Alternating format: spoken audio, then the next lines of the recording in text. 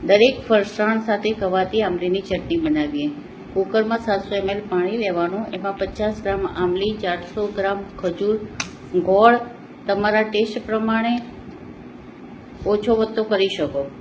હવે એમાં 2 ચમચી ધાણા, 1 ચમચી વરિયાળી, 1 ચમચી જીરું, અડધી ચમચી મરી, 1 ચમચી સંચળ પાવડર, 2 ચમચી કાશ્મીરી લાલ મરચું નાખી હલાવી કુકરની 2 થી 3 સીટી થવા દેવાની। કુકર ખોલી એને મેશરથી મેશ કરી લેવાનું। હવે એમાંથી બધા ઠળિયા કાઢી એને ગાળી લેવાનું। હવે જે વધ્યું છે એને મિક્સરમાં ગ્રાઇન્ડ કરી એને ગળી લેવાનું।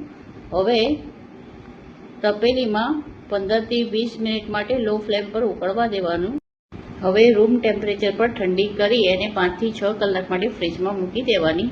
આ રીતે એની કન્સિસ્ટન્સી થશે।